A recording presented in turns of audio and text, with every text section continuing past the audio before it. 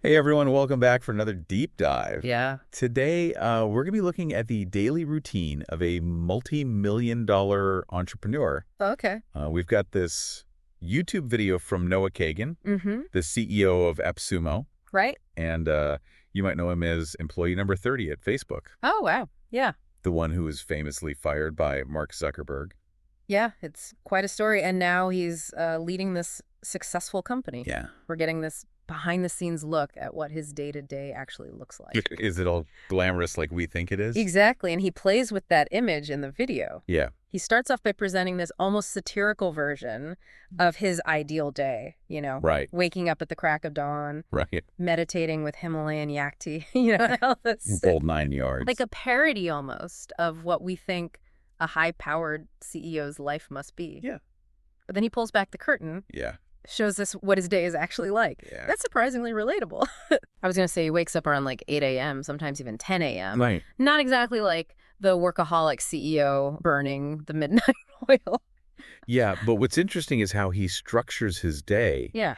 Even with that later start, Yeah. he prioritizes his well-being before he dives into work. Yeah.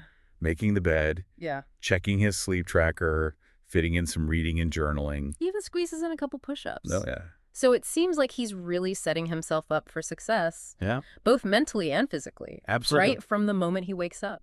And that ties into this idea of psychological safety, right? Right. It's about creating an environment where people feel comfortable speaking up, sharing their ideas Yeah. without fear of judgment.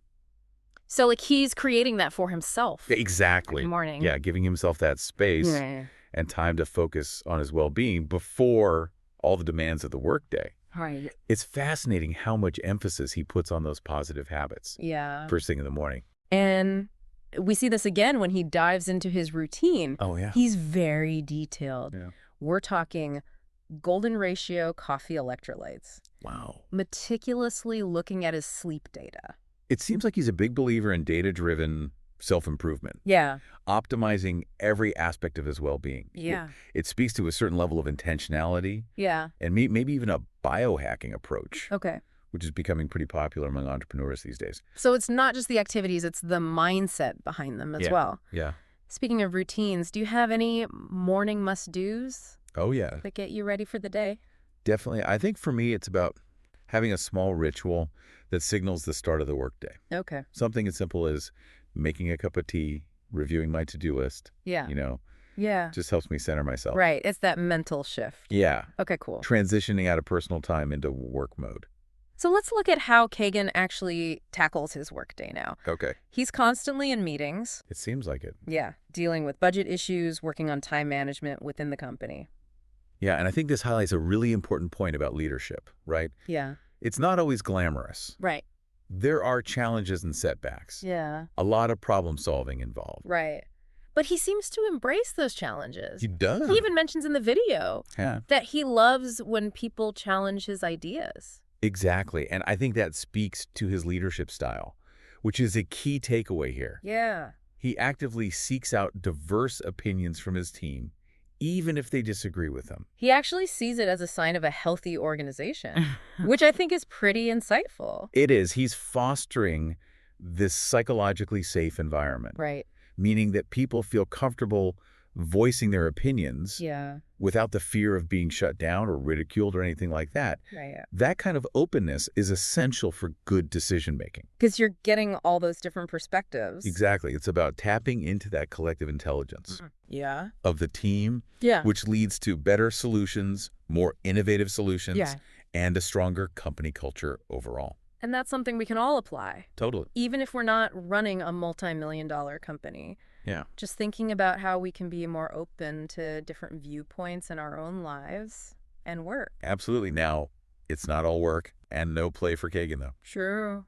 He makes time for some pretty unique hobbies. Yeah. Flying and cycling. Yeah. He even got his pilot's license after overcoming a fear of flying. Wow. Talk about pushing yourself outside your comfort zone. Yeah. He also mentioned using a platform called Warm Showers, which is like Airbnb, but for cyclists on long tours. That's cool. It's a great example of how he integrates his passions into his life, Yeah. which I think is important for all of us. Making sure we have those outlets, those Yeah. things that bring us joy and challenge us outside of work. Totally. So how do you find that balance between work and personal life? Do you have any go-to hobbies? Oh, yeah. For me, it's about finding activities that help me disconnect from the digital world, Okay. recharge a bit. So things like hiking, Yeah. gardening, or even just spending time with friends and family. Sure. Anything that allows me to step away from the screen and be present.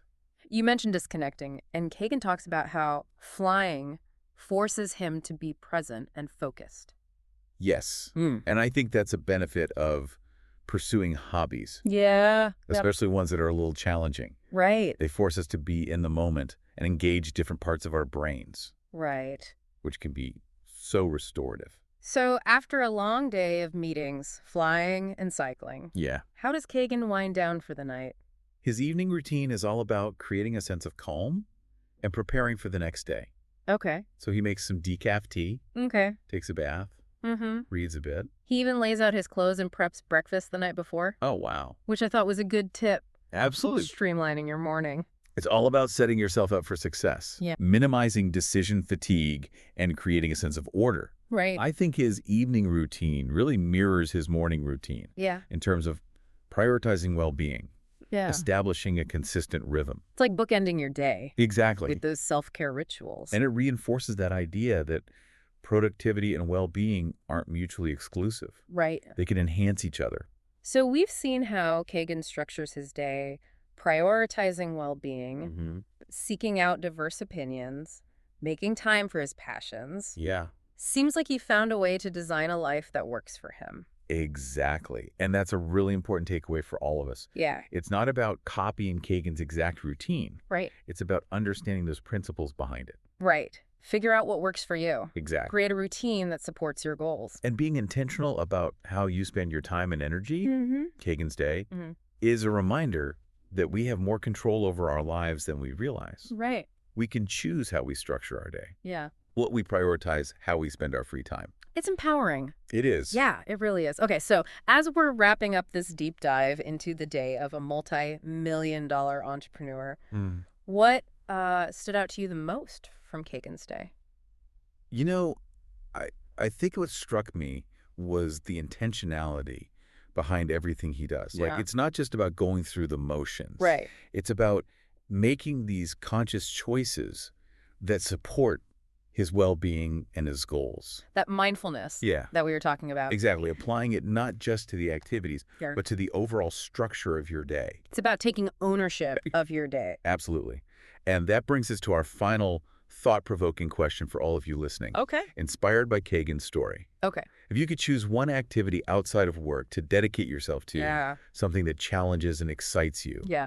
what would it be? Could be something you've always wanted to try, Mm-hmm. or maybe rekindling an old passion. The key is to identify that thing that sparks your curiosity and gets you excited to learn and grow. And then how can you start incorporating it into your life? Yeah. Even in small ways. Right. Maybe it's dedicating 30 minutes a week. Yeah. Or joining a local group or class. Remember, even small steps lead to big transformations. Totally. I mean, look at Kagan. He went from being terrified of flying to getting his pilot's license. It's proof that we're all capable of so much more than we think. Yeah. So what is that one thing you're going to commit to exploring? Yeah, what's your next step? We'd love to hear your thoughts on that. But feel free to share them with us on social media. Yeah.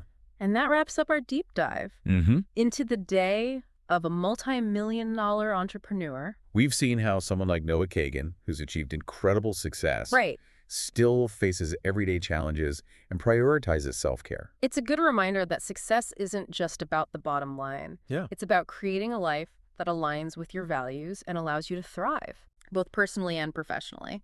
So as you go about your day, think about what resonated with you from Kagan's story.